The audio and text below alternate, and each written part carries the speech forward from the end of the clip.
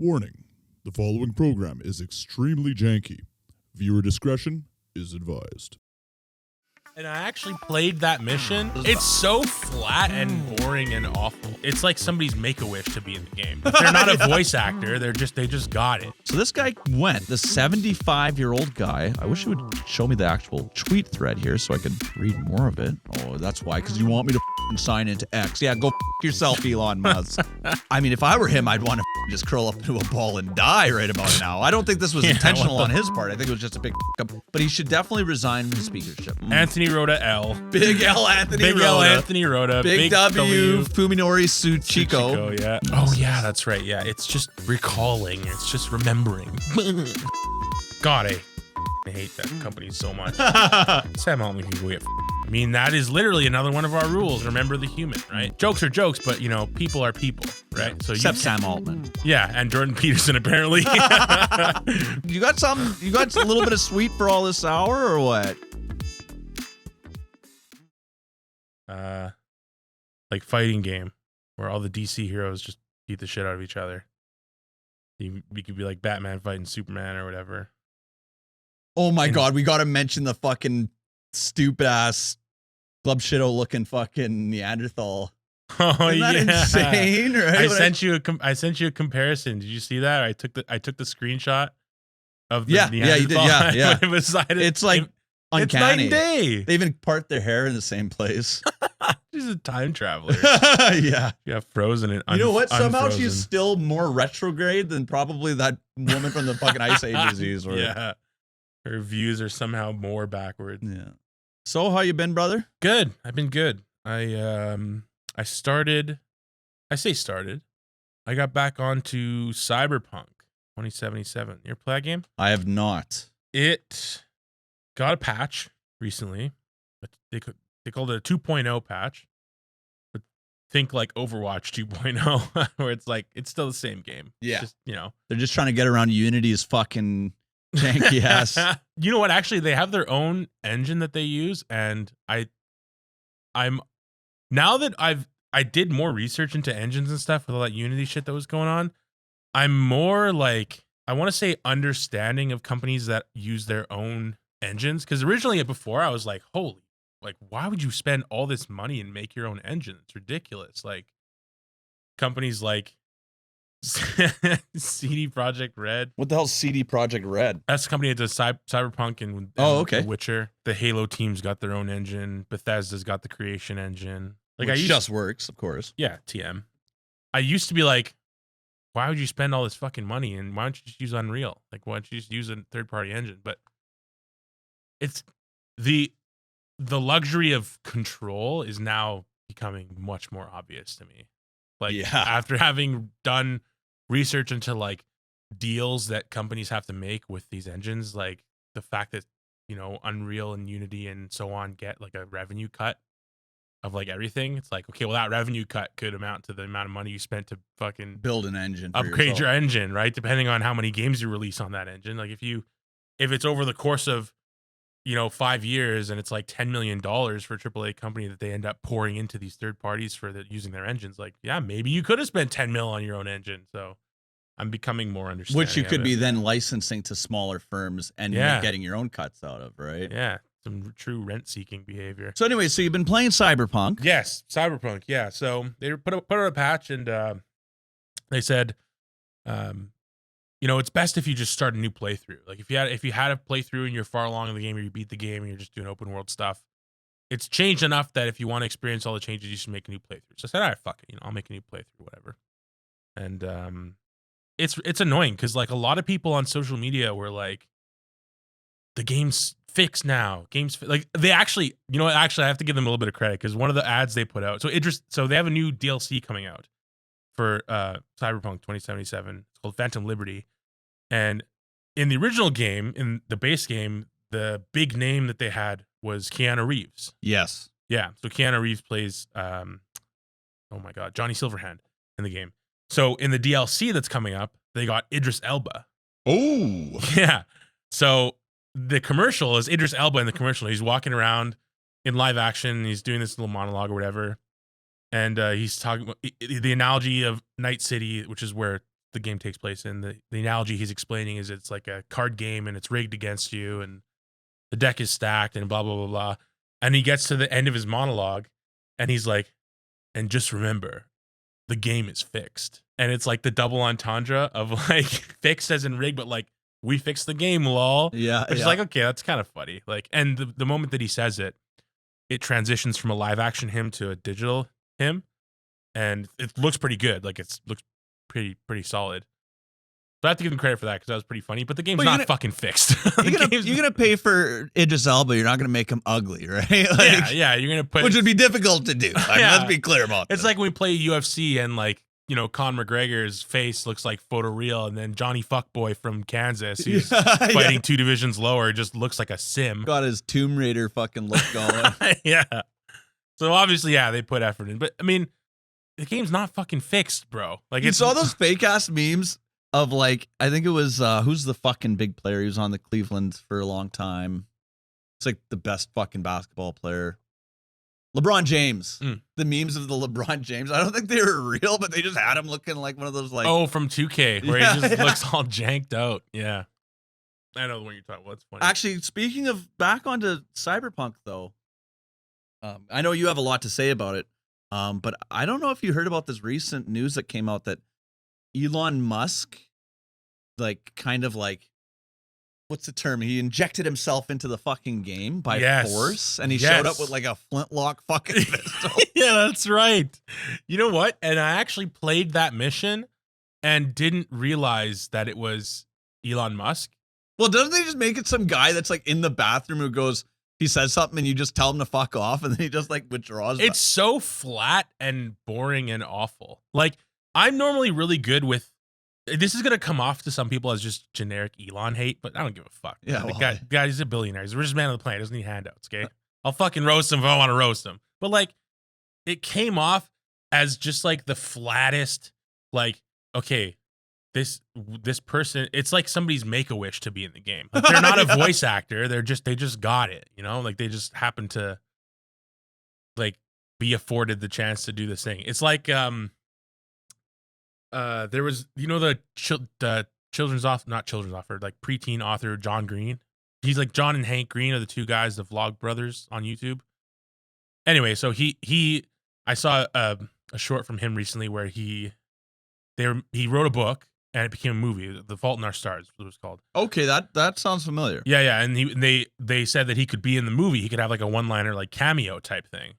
And he did it, and like they told him afterwards, they're like, yeah, you know, the movie's really good. Like, we hope you're gonna like it. We had to cut your cameo because it was just Jank as fuck. bad. Like, you're shitty. They're like, it was so Stick bad. to we had writing cut there, it. buddy. Like, Yeah, but I think got he a was face in for radio. They, you know, they kept it in the director's cut. So it's funny. The short that he was sharing was that he gets a SAG-AFTRA check every year for residuals on the movie. oh my god. for his in the director's cut of the movie, and he showed it was like 18 cents. Of course. It's Well, I mean, like- in that case, as it should be. yeah, it's like one line in the director's cut. It's not even the main cut of the movie. Yeah, like, but I just thought it was a funny thing. And I mean, plus he's getting probably a residual check for having written the fucking yeah, that check probably. that. Yeah, that was probably bigger. I was hearing apparently Reese Witherspoon, I think that's who it was. She has a show. It's like a book club show. And the way because apparently she's like a fucking billionaire. Like, apparently she's worth a lot of money. And the way she gets her money is she brings people onto these things, and then she gets first right of refusal for the movie rights for their films. So she scoops up all these movie rights for all these films, which she makes famous. She makes the book famous, Yeah. which makes the viability of the movie more greater, right?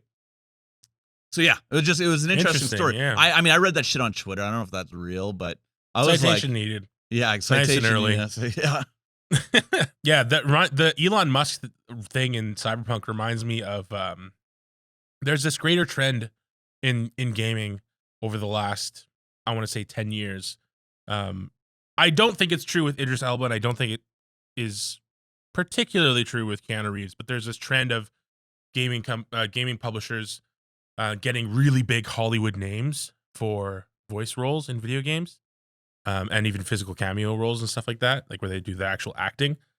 And boy, it's pretty hit or miss, man. It's pretty hit or miss. Like Destiny, this is a long time ago now, maybe even more than 10 years. I can't even remember when Destiny came out, but the Destiny game, you get a companion. It's called a ghost. It's like a little robot thing that follows you around.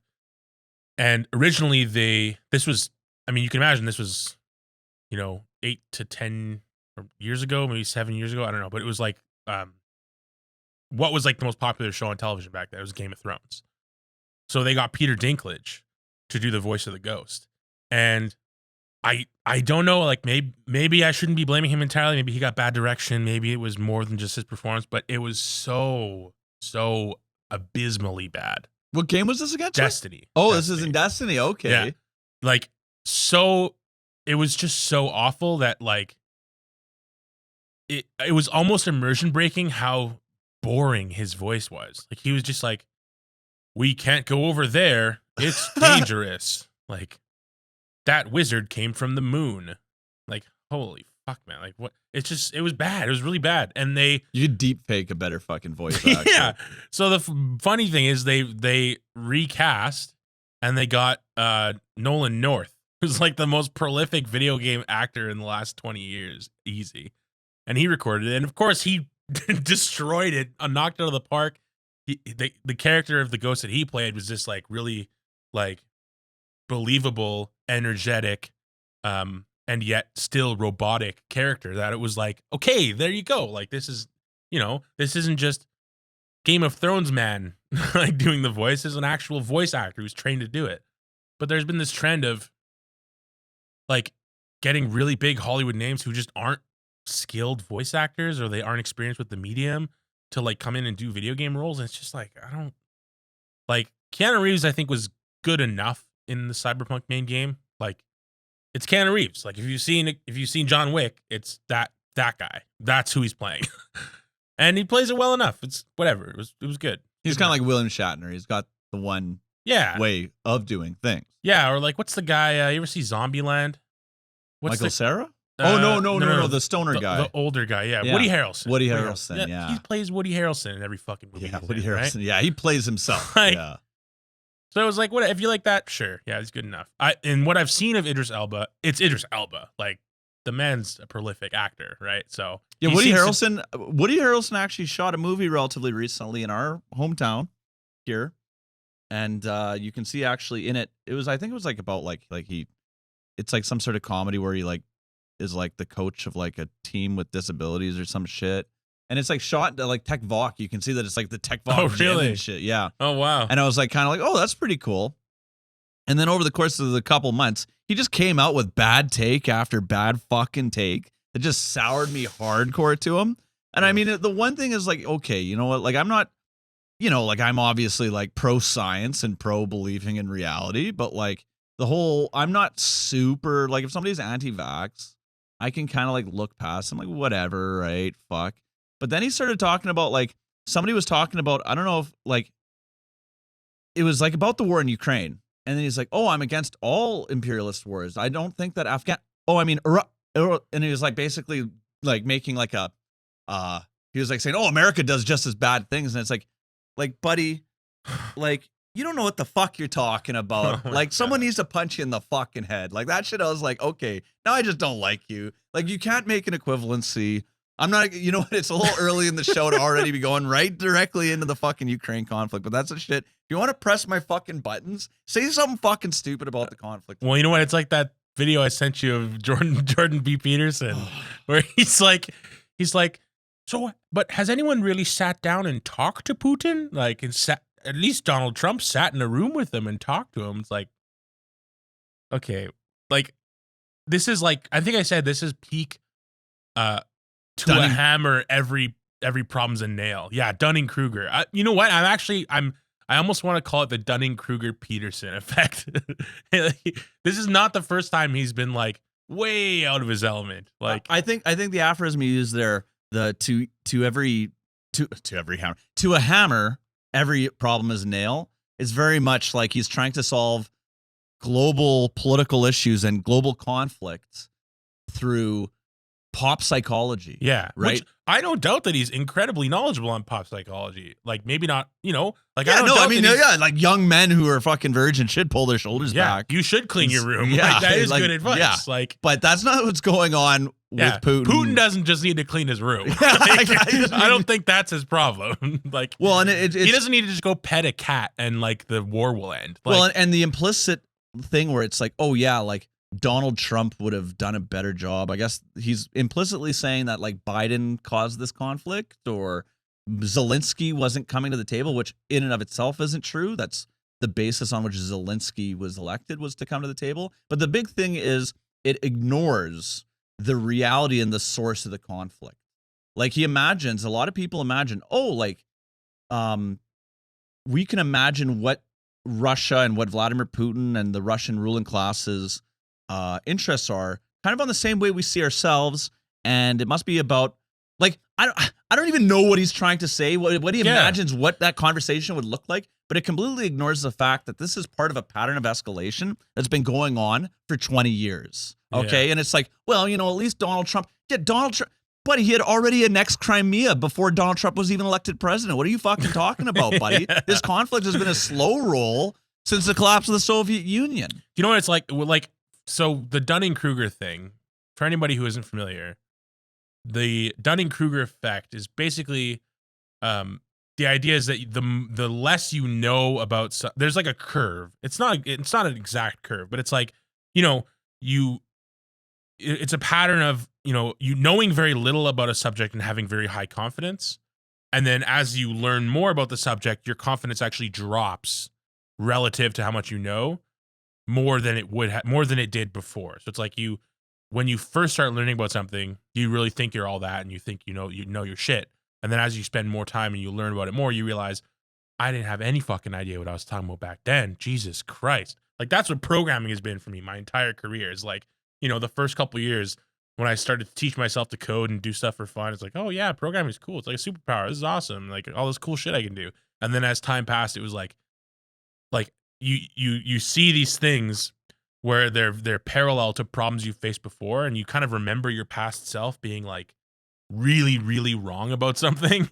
And it's like, oh my God, this is not even close to what I thought it was. Like, we'll probably experience that when we're looking at episodes we did 6 months before. Oh yeah, I'm sure half the shit that we in our setup is so janked out and we can't even notice it right now. Like, I mean, if you notice some jankery, please point it out in the comments below. But yeah, 50 episodes from now, we'll be like, God, I can't imagine why we set our audio up that way every single week. Yeah. Well, I meant the content of the words that we say, like the actual things that we say too, right? Like we will have takes where we'll be like, that was like, I mean, maybe not, I'm sure we will. I'm sure that we will as well. It's kind of also that classic Socratic, I know because I know I don't know. Mhm. Right.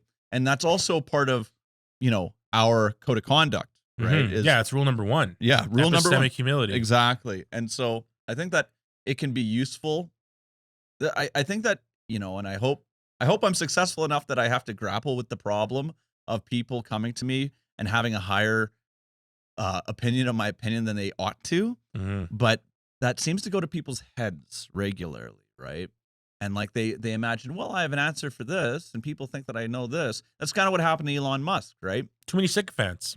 Too many sycophants, exactly. Too much attaboys. Too many yes men. Too much yes men, and too many, frankly, just like culty fans too, right? And I think that to a degree, the criticisms of Jordan B. Peterson, especially at the beginning, which I understand, but they were so intense that they completely made him go into defense mode, right? Where he's like, okay, I'm just going to surround myself with people who agree with me, which actually makes sense, right? So as a result, I think he's like so winnowed down, like the actual people that he's interacting with, that, like that's why he's thinking something as stupid as he is in regards to the Ukraine conflict in the first place. Because he's self-radicalized. He's self-radicalized, and he's surrounded by people who already have skeptical views that are not well informed on foreign policy, right? And he's not surrounded by foreign policy thinkers, right? So yeah, it's one of these things where, but when you showed me that, I was like this is just like peak lobotomite bullshit, like straight up. Like Yeah. No, I'm without words. I'm without words at how stupid and misinformed that is to say, oh, well, has anyone ever thought about negotiating with Putin? I'll tell you right now, the thing. Oh, if only we thought to the infamous poisoner, the infamous. Yeah, how did that go murderer. for Prigozhin? Yeah, exactly. And we've discussed That's this like 2 weeks ago. Yeah, exactly. We've discussed this multiple times on this show that Vladimir Putin and the Russian Federation, the Chekist, the security apparatus state which is just a continuity of the KGB, okay, cannot be negotiated with in good faith. Yeah, right? I mean, that's the whole reason that we're in this situation. Exactly. Yeah, we It negotiated. doesn't make any sense. We negotiated in 1994 the Budapest Agreement. I don't know if I've talked about the Budapest Agreement. I probably have. Vaguely, yeah. Ukraine had 1,500 nuclear weapons that they gave up because Russia and the United States both gave security guarantees that they would respect Ukrainian sovereignty and its 1991 borders. Russia agreed to that, and I'll point out the United States agreed to that and gave security assurances, right? So all of the talk about the United States has nothing in this. Well, I mean, from a perspective of honor and of being able to actually have credibility to your allies, and just diplomacy in general, like that's like you're throwing away a lot if you think that America doesn't have anything in this game, and that goes beyond what America's actual self-interest is in this conflict itself. But America's self-interest as being a credible broker on the international stage is at risk in this conflict, right? So yeah, I mean, to put it bluntly, yeah, it's ignorant of what Russia's goals are, and it doesn't ask what are Russia's goals. Like, it's completely like almost lacking like a degree of like, I guess, cognitive empathy. I'm not saying empathize with Putin, but what I'm saying is imagine understanding of what his actual long-term goals are, rather than just thinking, oh, it's just something we can make a deal on. I mean, that's the fault of that's why Trump is bad at foreign policy, because he thinks everything is transactional. He thinks, oh yeah, like we can just do a good deal and blah blah blah. Like he has a superficial understanding of how things work, and he imagines things can just be made in a backroom deal where you go, oh yeah, blah blah blah blah blah, right? And it's bullshit. Let's get off of Jordan B. Peterson's regards to Ukraine. Yeah, let's talk I about. might have to bleep that one, but yeah, you're right. Oh yeah, whoops. Lobotomization. There you go. So there's a lot we could talk about here. A lot we could talk about. We could talk about the assassination. Should we go into that? Let's do it. Yeah, I think we should. I think it's a very it's a very intense topic, but I think we have to, we got to cover that. We can't pretend that the second largest country on the planet didn't challenge Canadian sovereignty this week. It's rule number 4. Speak bravely. Yeah, that's rule number 4. Exactly. We have to. This is a hard thing to talk about, just because of the material and just how deep and intense it is, and complex, and we'll get into it. Sure. Why don't you? Yeah. Sure. Give us like the rundown. So for anybody that isn't aware, in June or July, I think it was June, a man named Hardeep Singh Nijjar, who was a Sikh activist and was a proponent of a independent Sikh homeland, what might be called a Khalistan, right? So people call him a Khalistani activist. He was shot in the parking lot of his Gurdwara, which is like his church, in Surrey. I can't recall. I should have some. BC, but probably have something up when I'm talking about these things, rather than just pulling it out of my Swiss cheese brain memory banks. That's fine. Citation needed. That's what many it's for. Citations required. But yeah, so he was shot, and then so earlier this week, or I guess it would have been last week, the Canadian government came out and directly said that there's credible evidence that agents of the Indian state were responsible for the killing. And this is a killing that happened on Canadian soil. So this constitutes a direct challenge to Canadian sovereignty. Now, since then, so India and popular sentiment in India has like exploded about this. And they're saying, fuck Canada. Canada can, like very, very intense, relating to this broad Hindu nationalistic, ultra nationalistic sort of tendency that has been really bubbled up under Narendra Modi, right? Narendra Modi is a populist and hyper nationalistic leader, right? And to understand what's going on, you kind of need to understand it through that lens. There's also a really special relationship that Canada has with this whole Khalistani movement. Now, do you recall Flight 182? No. And this is an interesting thing, how we've memory hold things like this. But Flight 182 was a flight. It was an Air India flight that was from Montreal to London, I want to say. It was a transatlantic flight where Sikh Khalistani terrorists planted a bomb and blew the flight up mid-flight. There was something like almost 300 people were killed, of which like 250 of them were Canadian citizens. Jesus. It was gigantic. It was When huge. was this? This was in the 90s at some point.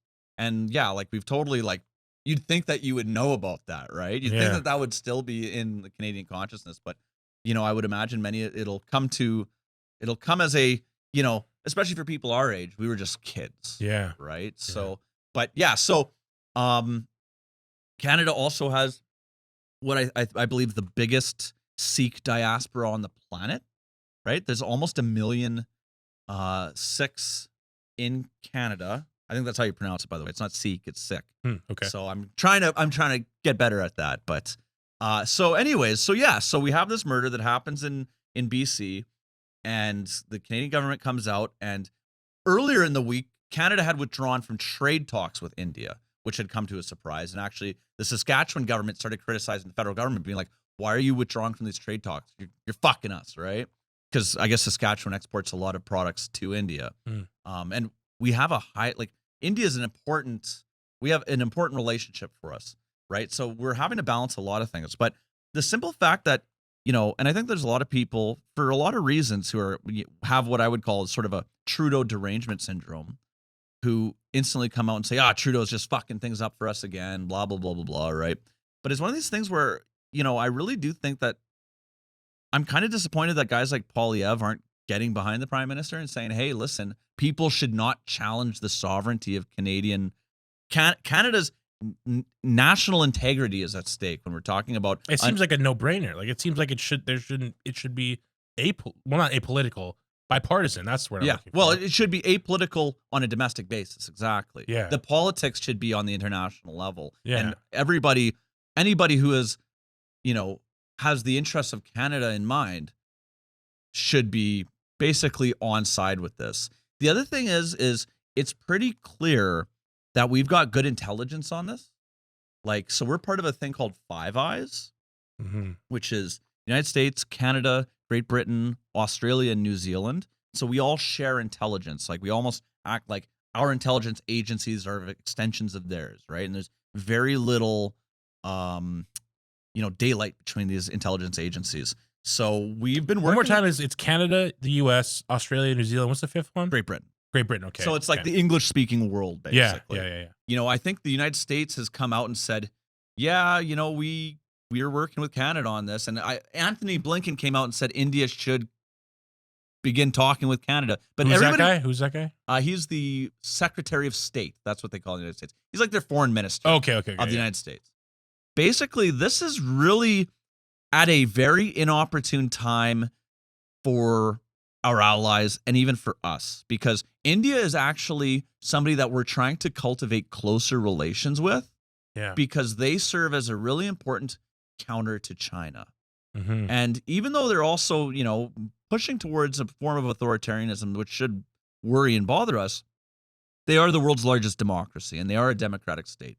So this is a really unfortunate situation, you know, and we need to kind of balance the importance of Canadian sovereignty, the safety of our Sikh community, because this really poses a risk and really chills a lot of the diaspora community here. But we need to balance that against the fact that, you know, India, we're trying to cultivate a relationship with India, and India may have certain understandable sensitivities with regards to this Khalistani movement. I mean, Canadians themselves have been, you know, there's been it's a dicey history. I was watching they were talking to people on the streets of like Amritsar, which is a major city in the Punjab region of India, which is, you know, right at the heart of this is the Sikh homeland. Punjab is like 58% Sikh in population. And apparently Khalistani sentiment is like really low. Like there's not like a big Khalistani movement in India as such. It's very much, there's a lot of it in the diaspora itself. And I think sorry, you said that a couple times. What does that mean again? the word diaspora, Yeah. it means it's the dispersion of a population across a wide space from their homeland, right? So if I say, Boston is a major center of the Irish diaspora. You know what I Okay, yeah. mean? So like Irish people outside of Ireland. Yes, exactly. Okay, Canada is the biggest outside, Canada is an important place for the Ukrainian diaspora, right? The center of the Ukrainian diaspora. Yes, yeah, okay. That sort of stuff, right? So yeah, so it's more of a movement within the diaspora apparently. And it also speaks to, there's a situation that came up that this reminds me of very much. So I don't know if you recall, but Sweden and Finland, since the conflict in Ukraine, have opted to join NATO, right? And everybody wanted them in NATO, and it's great to have them. They both have very robust self-defense and national security apparatuses. So they're really they punch above their weight. Really, they're great to have on board. And but one of the things that was holding them back, Turkey was not allowing them to join until they would relent on the presence of Kurdish separatist activists that were present in Sweden and Finland. And so Finland basically, Finland changed that pretty quick. They pretty much sold out their Kurds real fast. And I'm not saying that that's a good thing, but it's a thing that Turkey leveraged the need for Finland and Sweden to enter in order to get their own sort of internal politics, political issues dealt with, right? And so I really see that this whole thing is kind of India doing the same. So then the question becomes, well, how do we solve this? How do we balance Canada's need to not have other states engaging in extrajudicial murders on its territory, which directly challenges the state, right?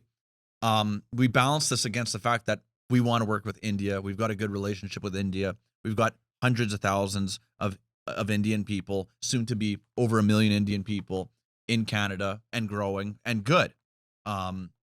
Strong trade relationship and working with us to counter China. So balancing those two things, I guess and I'm going to maybe do a little bit of a Jordan Peterson thing here and kind of wade into waters I have no real specialization in. But I would say that I think that there needs to be some sort of mutual statement with regards to territorial integrity, because I think you could simultaneously say India respects the territorial integrity and sovereignty of Canada, which means they're not going to engage in extrajudicial murders on our territory anymore. And we recognize the territorial integrity and sovereignty of India, which means we are not supportive of Khalistan independence, right? Now, the question becomes, how do you balance what the Indian state wants with regards to, because a lot of people are saying this guy's like, oh, well, Osama bin Laden, this is like our Osama bin Laden. This is not like their Osama bin Laden.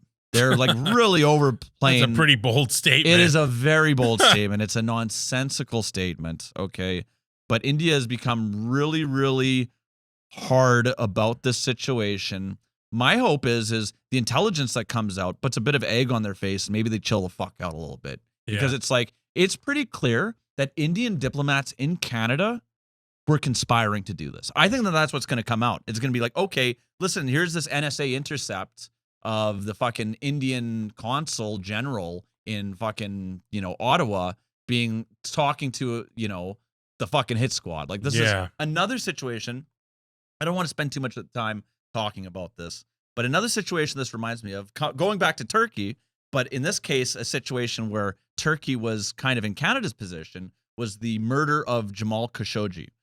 Yes. Right? So he was the guy that was a dissident journalist from Saudi Arabia. He was originally close to the regime and close to MBS, but he became a big critic of MBS. That's Mohammed bin Salman.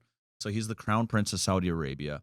And he was living in Turkey at the time.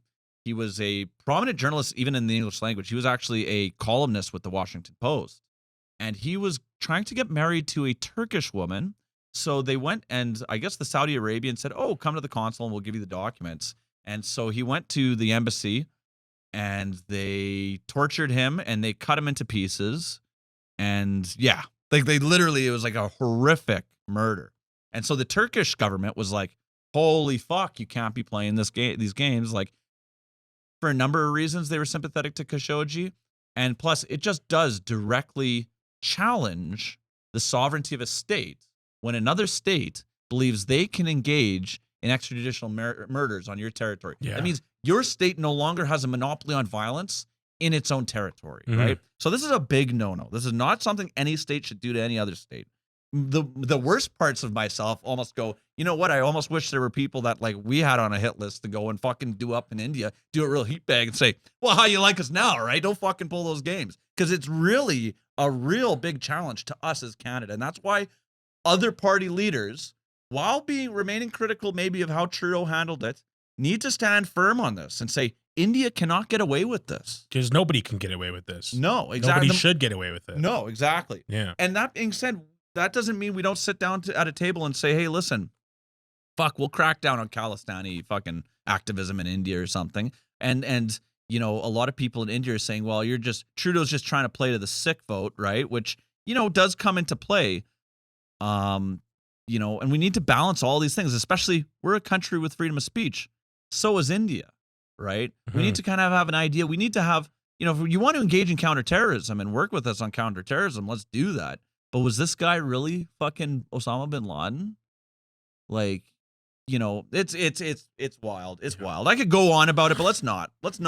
I'm glad we did touch on it, though. You know, I know it can be hard to take in topics like this, especially with limited context. And, you know, I know it can be hard, but, you know, I keep going back to our rules, but this is Rule 5, right? This is Rule 4. Rule 4, speak bravely. Yeah. Rule 5 is keep it accessible, which we hopefully did, but if you're interested in those rules, you know what? Let us know in the comments. Maybe we'll share we'll post them for you. Our statement of principles when we get the chance. So, and those last two rules, we totally didn't make them up today. Yeah, just definitely not to deal with this those subject. Have been established, super old. Yeah, immune. I don't know why, but I think immune. I don't know why. Like when you did that, I mimicked it like without even thinking. Yeah, like.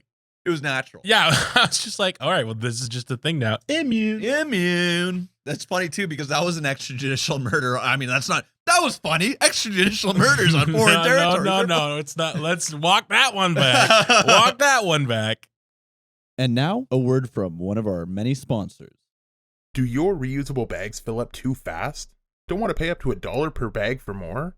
From 4M, the worldwide leader of products, comes the new bottomless bag.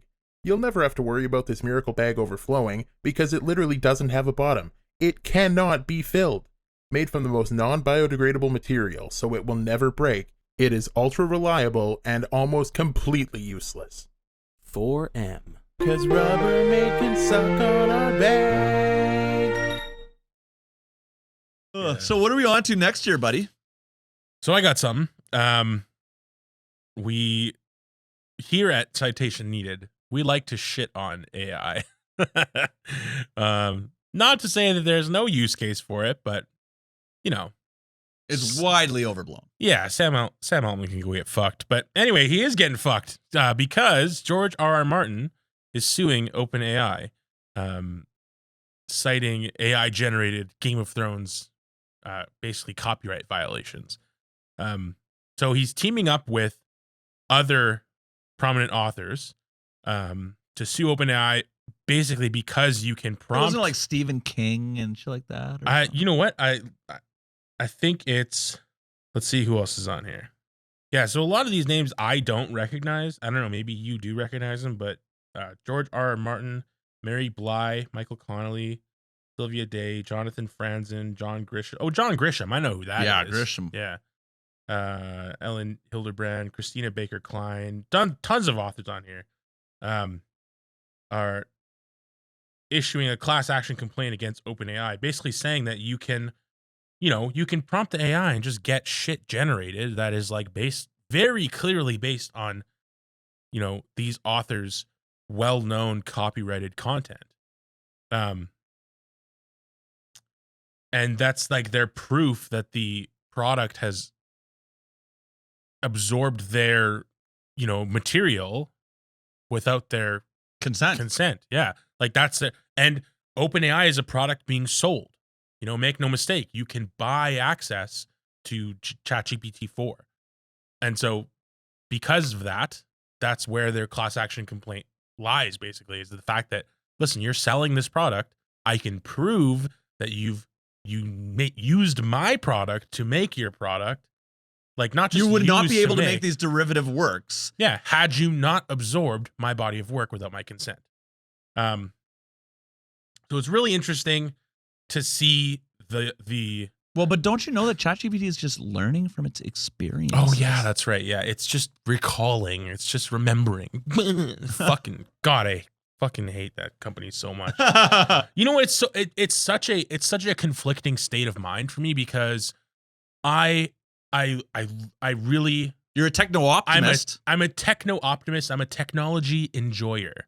I'm a singularity expector. I'm a very pro technological advancement type of guy, but not at the cost of the worker, not at the cost of the human. The human, exactly. We need to remember the purpose of technology is to improve human life, not to render it obsolete. I mean, that is literally another one of our rules. Rule number 3 is remember the human, right? Mhm. And that is, in the context of our episode, it's more to remember that, jokes are jokes, but, people are people, right? Yeah. So Except Sam Altman. Yeah, and Jordan Peterson, apparently. But jokes are jokes, but, at the end of the day, every human's a human, right? You know what? I think Sam Altman is pushing it up there. I really think that Sam Altman, there is this other thing that's on this channel about the fact that he carries around a backpack, which is like, it's a stunt. Like, what do you think that, what is the real risk of ChatGPT getting loose? It's Like, not that. there It's is no risk of that. There's literally no risk of that. and the thing is, I don't even know if this is something that he has even acknowledged, or if it's something that's just, so anyway, if you don't know what we're talking about, there's this thing going around that Sam Altman carries this blue backpack everywhere that he goes, and people say it's his nuclear backpack, and that he has the means to destroy the ChatGPT data centers inside of the backpack, which is just like that's just so Hollywood. It's so, Well, it's Hollywood, and it's also what it is it's grandiose narcissism, as far if it is the case. Because not only, like, okay, it's not necessarily grandiose narcissism. It's hype. You're hyping up your thing, right? Yeah. It's more of the scammy shit, kind of like the WorldCoin thing, right? Where it's like, okay, you're just trying to hustle, you're trying to make your product look bigger than it is. The reason it also seems kind of grandiose to me is because it's an obvious reference to the nuclear football that follows the president around. yeah. Right? And it's like saying, oh, look, not only I'm in charge of something that could destroy humanity too, which is like, no, you're not. like, You're no, in charge you're of a not. fucking jank-ass large language model that can barely fucking, give me a Yeah. fucking break. Yeah. That can't Yeah. even get a fucking answer right at this point because its fucking underlying fucking scraped data has become so polluted with its own output. But Fucking it's just jank ass dollar store stochastic parrot ass bullshit. Fuck, man. AI just fucking hypes me up in the worst way, dude. Like, well, to me, I see it very much like Sam Altman is like an emergent Elon Musk. That's what I see it as, because it's kind of like, hey, I'm actually like, I'm the future. I'm this, I'm that. By the way, did I tell you I have a crypto coin that we're opening? It's like, what? yeah. Like I can't believe that crypto like currency, it's such a fraud. Well, actually, it's funny that you say that. And I promise this was not scripted. This is actually by chance that you brought that up. But I read recently that something like 90 to 95% of all NFTs have lost more than 90% of their value in the last, like, I don't know if it's like a year or a couple of years, but basically the current state of them is like the vast majority of NFTs have basically bottomed out. Yeah, they're about as worthwhile as valuable as NFTs nuts. NFTs nuts. Got them.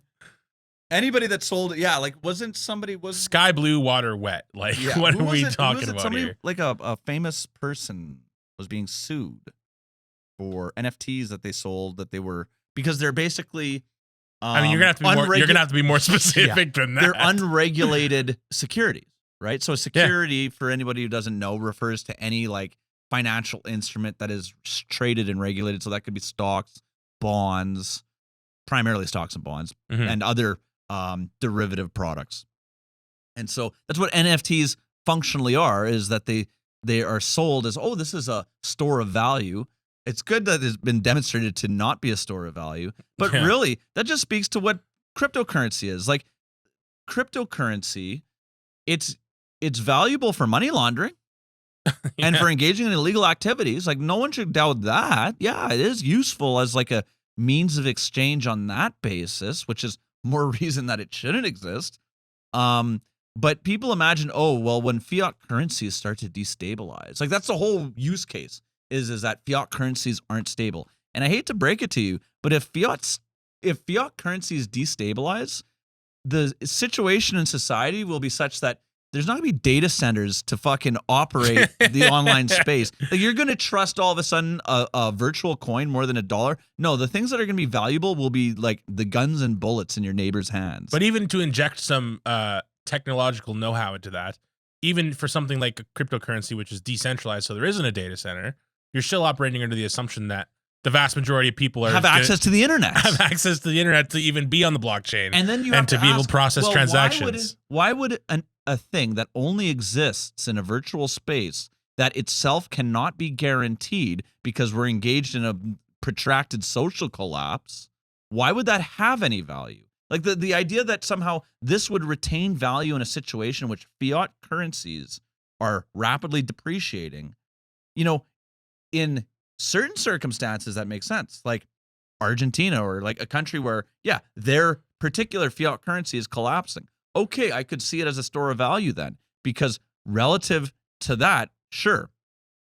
But as an actual currency that can compete with major fiat currencies that are not going anywhere, the US dollar is not going anywhere. It's not based off of nothing. It's based off of the economic value of everything in the United States, which has value. It's a lot of shit. That's real value, guys. Yeah. Like the way people even understand what fiat currencies is, it's like and it's, you know what?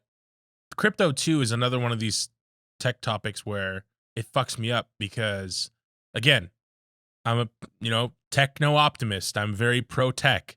When I first learned about what the blockchain is, it fascinated me. It still fascinates me. It's brilliant technology. It's incredible. It is mind blowing. Like one of the big buzzwords in crypto the last couple of years has been this thing called zero knowledge proofs, and I'm gonna spare everyone the the experience of hearing me explain zero knowledge proofs. You and I have talked about it before, but this is one of those concepts where it is mind blowing. It is like when you first learn about photosynthesis, or you first learn about these basic things that happen in everyday in nature. It happens a lot with like biology and stuff, where it's like you learn about how something works in your body and you're like, oh damn, like that's actually crazy. Like there's a lot of stuff in crypto where it's like, holy fuck, that's actually insane that works. Like, why does that work? This is incredible. But again, no technology exists in a vacuum, right? So it's like at the same time I can look at a neural network and be like, good God, this is crazy. Like this is actually insane that we can, using a bunch of complex mathematics, we can create systems like this. It's mind blowing. But it can be mind blowing and fucking bullshit at the same time, right? Like it's mind blowing what we can do with cryptocurrency and blockchains, but fucking zoo token with Logan Paul's bullshit is bullshit, right? Like, all these weird NFT scam things. It's like, so I'm really conflicted about this kind of shit because I really want to. I see a new thing, and that junior dev in me, that fucking first year developer in me, is like, you got to use this, man. You got to try this, man. This looks so cool. But at the same time, it's like this is just scam central. Like, yeah, it's selling something that isn't there and is obvious. It's taking a common misunderstanding of the thing, which is not only misunderstood, apparently. I mean, I do think that there's a lot of liars out there, but I think a lot of these people, including tech people, really do believe a lot of these things are things that they are not. Right? And part of that has to do with the fact that this isn't simply got to do with tech. This has to do with, like, in the case of currency, this has to do with economics and the question of what constitutes currency. I'm not aware of any computer science classes. You could maybe tell me, because you've taken computer science classes. Do they discuss the nature of currency and what currency is fundamentally? No shot. That is shot. No, that is not related to it. There's plenty of econ classes you can take. Like there's plenty of. There are, exactly. But there's no. there's no necessity. I mean, I didn't. They're not the same. That's like saying, well, hey, what part of being a doctor teaches you about the law? Do you see what I'm saying? Yeah. Right? Like, you probably have like a class or two that are like, you know, that teach you some basic malpractice shit that are just kind of like a convenience. Yeah, exactly. But you're not, you know, the intricacies of, you know, like. Well, it's going, hey, I have this really novel medical thing and the legality of it's shaky, but I go, oh no, I know it's good because I'm a doctor. It's like, well, but this isn't a question for a doctor. This is a question for a lawyer, a team of lawyers, a community of law. Like, it's not even just a question. It's a question that can't be answered by an individual. And the same is true with the AI stuff. The AI stuff, it says, well, and you can see it when people say, this thing is learning. This thing experiences thing. And it's like, okay, you're talking about questions of cognition that require philosophers and neuroscientists. Well, the legal stuff too, where it's like, this is like, you know, Lincoln Park PhD, right? Yes. Like, it's interesting going back to kind of tying the crypto to the AI stuff. You know, one of the big limitations of the AI that I think will remain is that it is dependent, and this is why the human, as of yet, will not be replaced. It is dependent on human-created content and the continued access to new and novel human-created products in order for it to have a data set to base itself off. So it cannot replace the human because it is dependent upon the human's data in order to construct itself. And it is done so regularly. Like, we see that now that there's AI stuff going on to the internet, that stuff is being refed into these systems, being scraped up, and it's actually making the product worse. This relates to Bitcoin or to crypto in general, in the sense that it's like, you know, sure, theoretically, it sounds cool that this could replace fiat currency, but that ignores the fact that the situation that requires the collapse of fiat currency would also result in likely the collapse of, you know, the electricity grid and all these other situations where it's like the broad social assumptions that cryptocurrency is in fact dependent on to have any value whatsoever would be compromised by such a scenario. So to imagine that somehow, oh, we can just go from this to that, it's like, well, the underlying assumptions on which this is all based are all out the window in that situation. So sorry, that's not how this works. yeah, and actually, it's interesting. I know you misspoke by when you said Bitcoin, you meant cryptocurrency, but a lot of people point to Bitcoin when they're talking about cryptocurrency because Bitcoin has retained a very volatile value, but it has retained a value. But it's like, you know, with AI, it would be like if people, you know, exclusively talked about like DLSS. Have you ever heard of DLSS? I have not. So DLSS is this technology by NVIDIA. They make computer graphics cards. It stands for deep learning super sampling. So basically they've trained an AI to basically take as input frames that are generated by your graphics card of your video game, and it's built to kind of generate interpolating frames, or generate frames in between the frames that you generate to improve your perceived frame rate. Oh, okay. So like if you want your game to run at 60 frames per second, but the graphics settings are too high, so you only run it, let's say 30 or 40, right?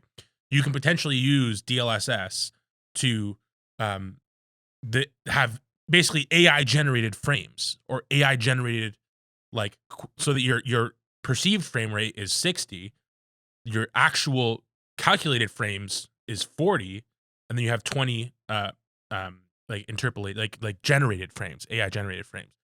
It's an incredible technology, and it's being in wide use now. I mean, you need a fairly advanced graphics card to do this kind of stuff, but you know, it's a proven technology, and it is, I would say, one of the best outcomes of AI that we've seen so far, with limited ethical impact, with limited, you know, it is what it is, and it is what I would consider a success story of using AI to create products.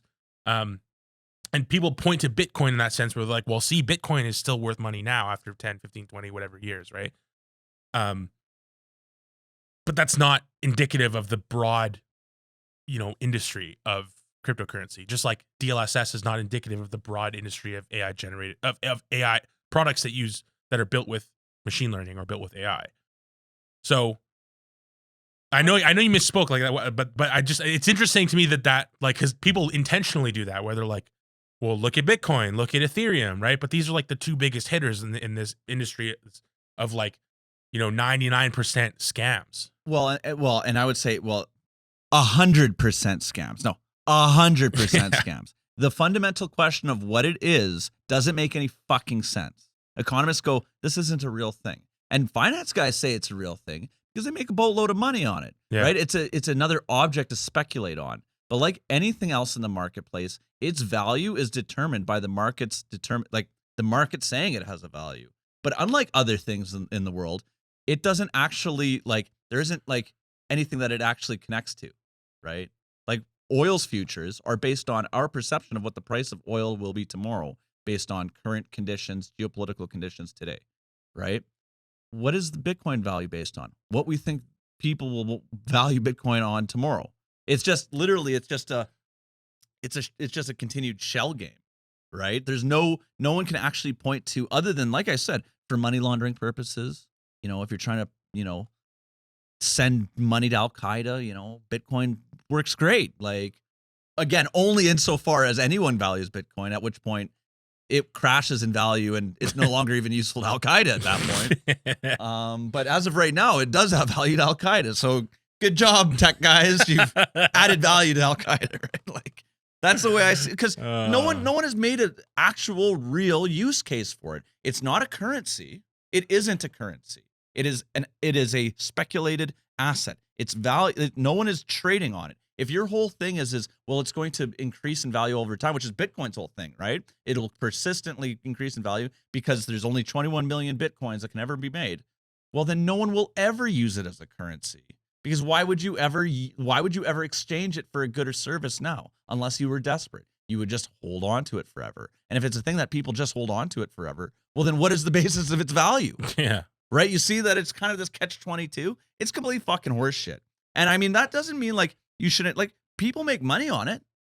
Like, it's one of these things where it's like people go, whoa, I know a guy that made 30 grand on it. Yeah, great. Like, he made 30 grand that someone else lost. Like, I don't know.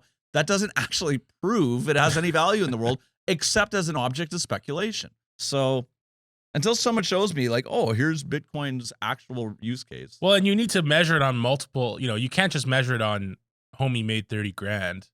It's like I can't remember what video I was watching, but there's a video I was watching where the person was talking about, like predatory algorithms, like content algorithms, where it's like you go onto YouTube and YouTube's algorithm for the shorts and TikTok's algorithm and all of these social media algorithms, they are primarily, if not entirely, designed to maximize engagement hours. That is the prime function of these algorithms. And that's what they're engineered around. And so whatever causes you to use the product the most, that's what they're going to serve to you. And it's like this unilateral, like, this is the thing. But when you stop and think about that, like, that's almost never how you should design anything ever. Like, if somebody came to you and was like, okay, I want you to design the most comfortable chair you could ever design. And like, you design a chair that's so comfortable that people sit in it and they're like hypnotized and they can never get up and they die of dehydration in the fucking chair. Yeah. Like that's the most comfortable chair, but it's not a fucking chair you should be making and selling to people. Yeah. Like, you're literally just murdering people with a chair. Exactly. Like, what's the most enjoyable pastime? Well, if you're measuring by a like dopamine release, it's black tar heroin. Like what are we talking about here? Yes. So you can't just measure on these single parameters and just be like, well, job done, best algorithm. Mary Sue uses her phone for 13 hours a day on TikTok. Like, that's a success story. Like, no, that's not a success story. Maybe for the advertisers, but not for fucking Mary Sue. It's not. And ultimately not for anybody, because if that's where society goes, like, no one asks what are the broad questions. And this is the issue is that we're so atomized and we're so used to being like, well, what do I get out of it? Yeah, lots of people do get theirs out of it. But in the long run, there's a social cost that is borne by most of us, all of us, through the persistence of these things. Mm-hmm. And there might be a few people who do benefit from it. But for the most part, if you feel like, the world your children are going to go into is important, no one's really benefiting from the existence of these things, right? Yeah. They're or not in their form. Like in the case of TikTok, You know, like that is a thing that at least is a product that has some form of value, right? Again, cryptocurrency is not that.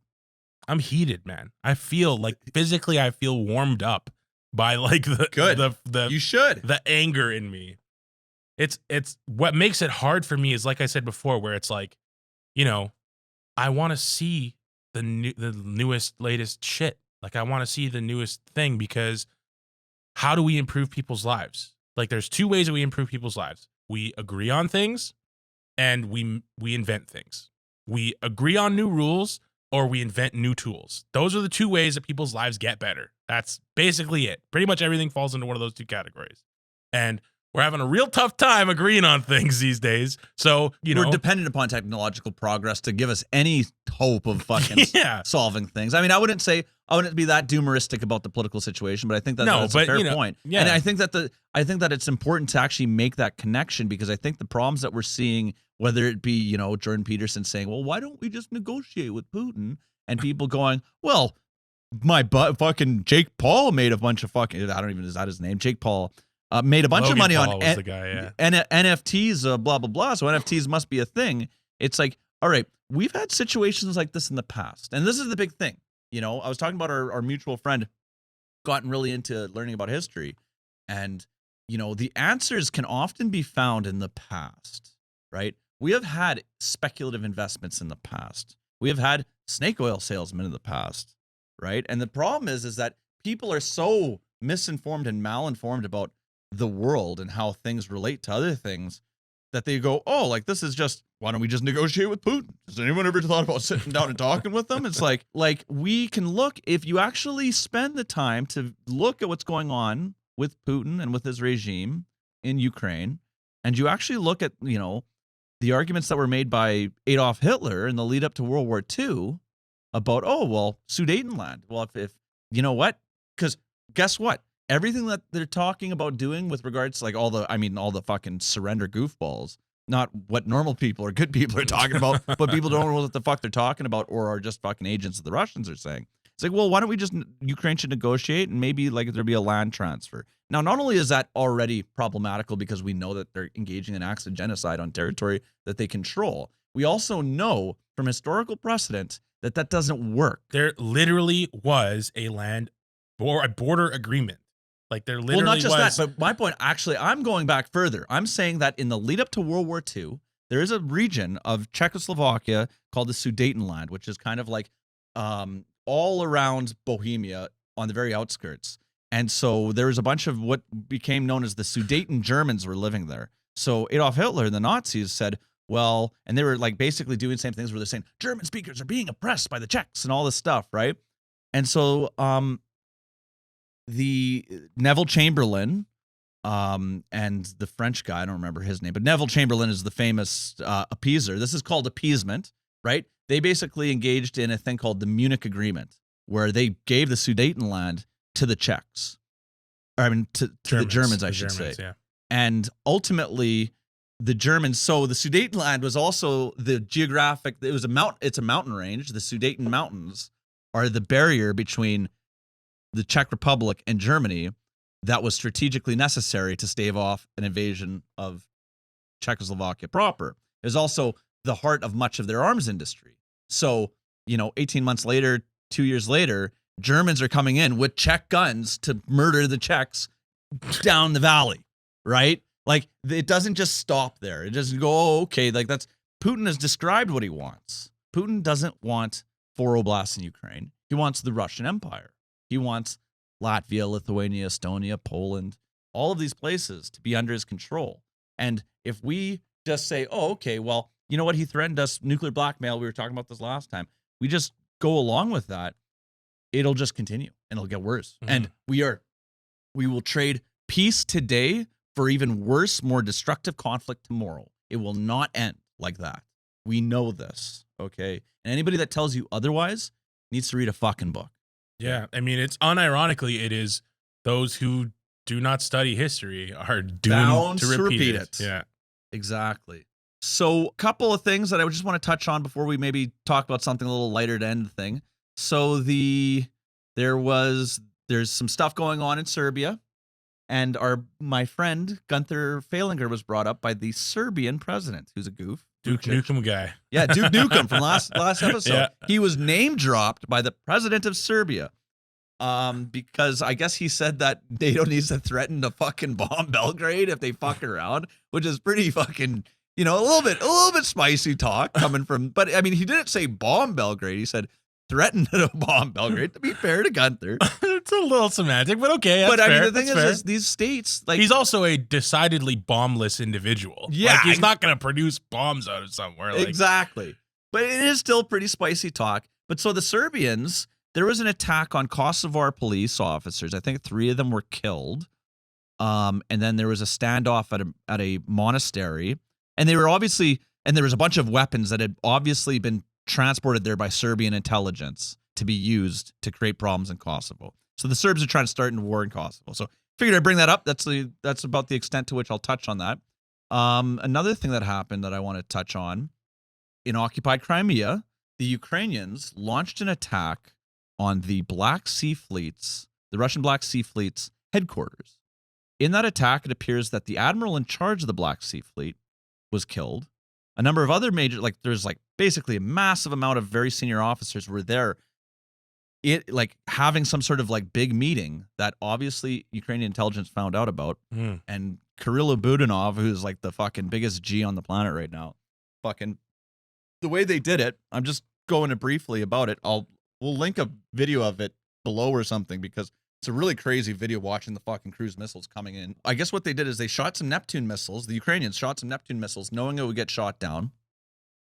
Then they sent drones, and this was to wear down the air defense. And then they shot the Storm Shadows. I think it was 2 Storm Shadows, which is a British-built cruise missile, that go in and they strike this location. And it's damn. So the Ukrainians are persistently wearing down Russian capacities in Crimea.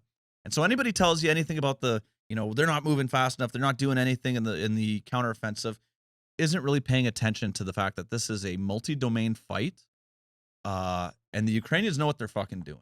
And we got to keep it up in terms of support. You know me, I'm a unabashed, send everything to Ukraine and Slava. more. Yeah. Yeah, exactly. So I figured I'd bring that up because that was a big, they didn't even discuss it on Russian TV. They just did not. Of course. Yeah.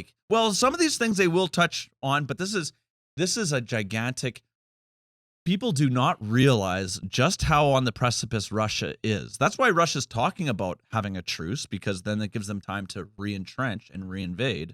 But it's also because they are in a precipitous place. And this is not the time for the West to lose resolve. This is time for Ukraine to maintain the initiative and the West to remain supportive of them. So, and I would think that even if the Ukrainians were doing poorly, because I think that this is just a simple moral war. This is a moral self-defense conflict against a Russian aggressor.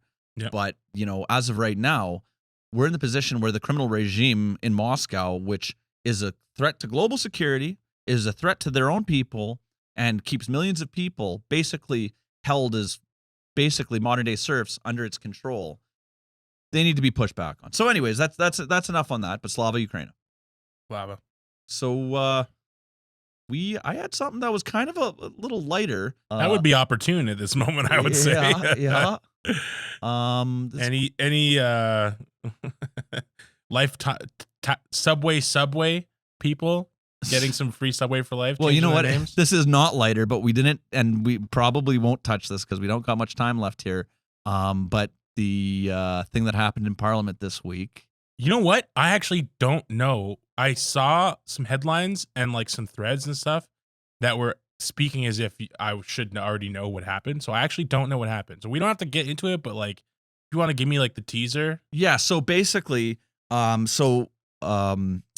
president of Ukraine, Zelensky, was in the United States for the UN General Assembly, and then he saw congressional members, and he saw the president, and then he came up here to Canada, and he had it was a great trip. There was this really, really beautiful scene where a bunch of children are singing the Ukrainian national anthem at this Ukrainian school in Toronto, and he's all getting teared up and stuff like that. Anyways, so he visited Canadian Parliament, and unbeknownst to anybody, the Speaker of the Canadian Parliament, Rhoda, Anthony Rhoda, I believe his name is. Sounds right. He's a Liberal MP. he invited a like 100-year-old veteran of World War II who fought against Russian aggression on behalf of an independent Ukraine state. Yeah. So hang on. Let's clarify. So what? He was a part of a Waffen SS division. He fought with the Nazis, and his division was likely engaged in war crimes. They probably committed atrocities against Poles and Jews during the war. So I'll point out too. So Ukraine doesn't know anything about this guy. This is some fucking old ass senile nut job that's over here. 100-year-old guy. Probably doesn't even remember who he is. Doesn't remember what he did in the war. Was part of a, like, someone should have vetted this a little better. And someone made the comment that, you know, because Zelensky himself is Jewish. Zelensky's family, he had grandparents who were murdered in the Holocaust. So somebody made the comment that this would be like having somebody goes to a foreign country and Kamala Harris is there, and somebody's like, oh, we have a real good, proud American here. And it's like some old Klansman. Some grand wizard fuck. Yeah, exactly. Like, it's what the hell? It's like, and at the worst time, Russian propaganda is playing right into it immediately. Oh, Ukraine Nazis, Canada Nazis, blah, blah, blah. And it's like so enraging. I want to apologize on behalf of the Canadian people to the people of Ukraine, okay, and to President Zelensky. We were talking about, you know, whether or not people should resign. I think he should, Anthony Rota, I don't know if he should resign from the House. I mean, if I were him, I'd want to fucking just curl up into a ball and die right about now. I don't think this was intentional on his part. I think it was just a big fuck up. But he should definitely resign his speakership. I think he needs to. Didn't he call him like a war hero or some shit? Yeah, everyone gave him a standing ovation because nobody knew who he was. He was like, gave him this big speech of a blah, blah, blah. And so like you have Zelensky clapping, everyone's clapping because they don't know anything about this guy. He's just, no one vets it. The Speaker of the House says he's going to bring somebody. You don't go. You just assume, yeah, okay, cool. Okay, yeah, you assume he doesn't have Hitler particles floating around him. Yeah, you assume he's not a Nazi. Yeah. That's the safe assumption in Canada. Apparently not. So yeah, that was a gigantic faux pas. That hurts my fucking brain, dude. Yeah, and you know what? But it also, yeah, I mean, it does damage to the Ukrainian cause, and the Ukrainians had nothing to do with that. Zelensky obviously had nothing. Zelensky would not regularly share a stage with a fucking Nazi war criminal. No, dude. Like, it's like unbelievable how stupid this was, how stupid it makes us look as a country. And especially, I was thinking with all this stuff with India going on, for this to happen like a few days later, I'm like, oh, like, you guys had the moral high ground for about 3 hours there. Okay, and you're going to get the Western Alliance on board. And then, oh, why don't we invite a fucking Nazi war criminal to the fucking parliament? Holy fuck. Like, my God. You know what? I don't got the Trudeau derangement, but I definitely, and apparently Trudeau had not, the Liberals, other than Anthony Rota, this is all on Anthony Rota, but like, come on, guys. Are you this fucking dumb? Like, use your fucking heads. Like, this, such a sensitive situation. It leaves like, me. did you just pick the oldest Ukrainian you knew? Like that's what this sounds like to me. It's just like, you just found like the oldest Ukrainian guy and just been like, well, he's Ukrainian, bring him on. And you think that, like, even just in the thing where it's like, he fought against the Russians in Ukraine.